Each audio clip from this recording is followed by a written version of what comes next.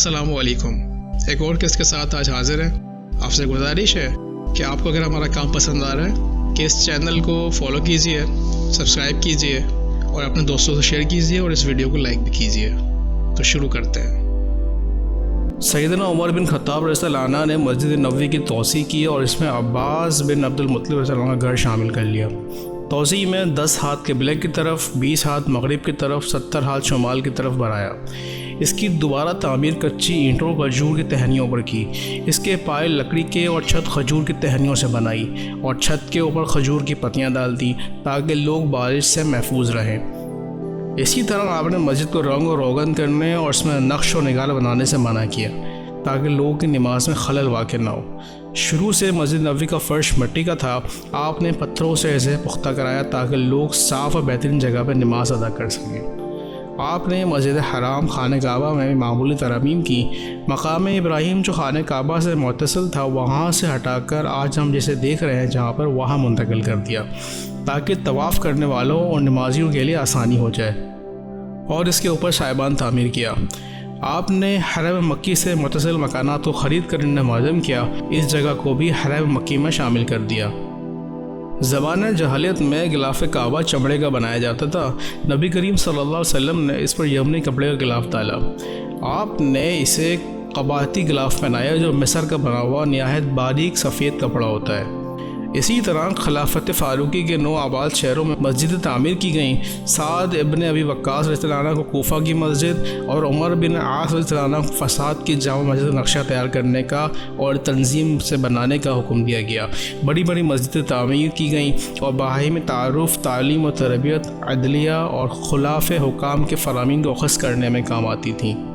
इस्लामी ममालिकत के मुख्तलिफ़ रियासतों को एक दूसरे से जोड़ने के लिए खलीफा राशिद उमर रज़ियल्लाहु अन्हु ने बैतुल माल से एक फ़ंड यानी कि ख़ास रकम मुतय्यन की, और जिन लोगों के पास सवारियाँ न थीं इन्हें जज़ीरा शाम और इराक़ सफ़र में आसानी पैदा करने के लिए आपने बहुत ज़्यादा ऊँटों को मुसाफिरों को लाने ले जाने के लिए ख़ास कर दिया था, क्योंकि ऊँट ही उस वक्त की सवारी के लिए इस्तेमाल होते थे। इसी तरह सत्तू तैयार करने, खजूर और कशमिश के काबिल इस्तेमाल बनाने, नेज़ रोज़मर्रा की दीगर ज़रूरियात ज़िंदगी के लिए एक इदारा कायम किया यानी कि आटा घर तैयार कराया। ऐसे मुसाफिर जिनका ज़्यादा सफ़र बीच में ख़त्म हो जाता या कोई अजनबी मेहमान आ जाता तो इससे इसका ताउन करते।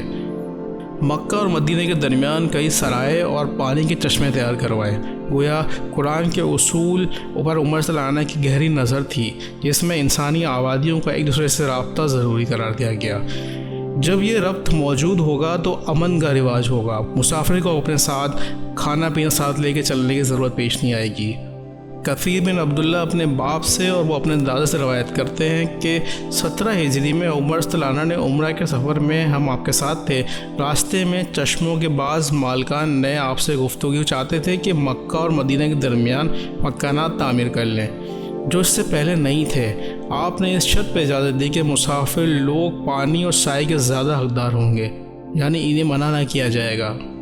इस बाब पे हम देख रहे हैं कि आपने सड़कें बनाने और उनकी मरम्मत करने से मुतल्लिक अपने बाज़ गवर्नरों को लिखा और इसका एहतमाम मुफ्त ममालिक की कौमें करेंगी। चुनांचा जब नहावित फतह हुआ तो 2 आबी चश्मों यानी चश्मा बहज़ान और चश्मा दिनार के लोग हुज़ैफ़ा बिन यमान रज़ियल्लाहु के पास आए।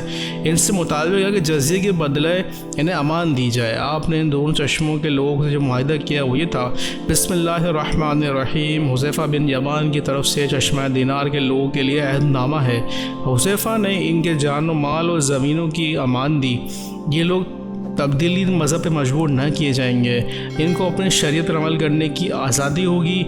इनका हर बालिग मर्द अपनी ताकत के मुताबिक हर साल अपने मुसलमान हुक्मरान जब तक जज़िया अदा करता रहेगा इसे पूरी तरह हिफ्ज़ और अमान हासिल होगा।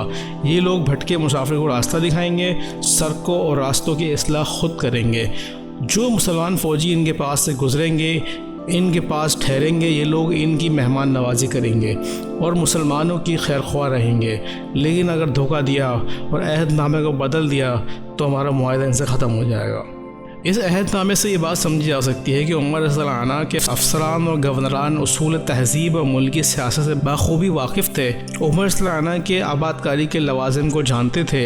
इसी वजह से मफ्तूहा ममालिक की कौमों पर वाजिब होता कि अगर सड़कें और रास्ते जो ताजिरों फ़ौजरों के लिए मुआविन होते हैं बनाने के खुद ज़िम्मेदार हैं।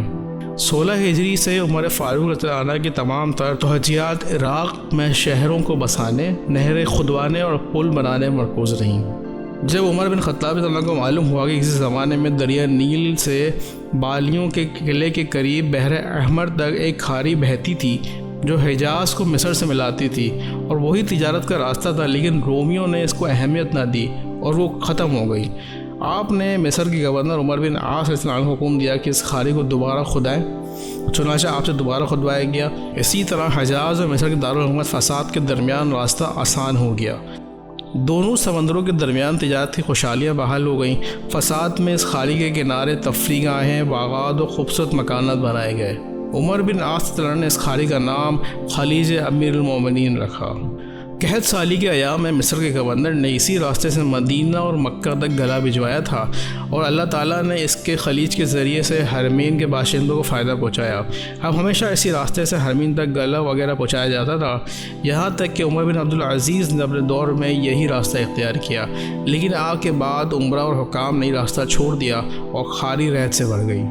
عراق کے نشیبی علاقوں سے بصرہ تک 3 فرسخ لمبائی میں آپ نے نہر کھدوائی تاکہ دجلہ کا پانی بصرہ تک پہنچایا جا سکے۔ عمر سے عنہ کے دور میں نہریں کھودنے، کھاڑیاں تیار کرنے، سڑکیں، پل اور سرحدیں بنانے میں ملک کا بہت بڑا بجٹ خرچ ہوتا تھا۔ آج کے لیے اتنا ہی، اگلی قسط کے ساتھ دوبارہ حاضر ہوں گے، جب تک کے لیے اللہ حافظ۔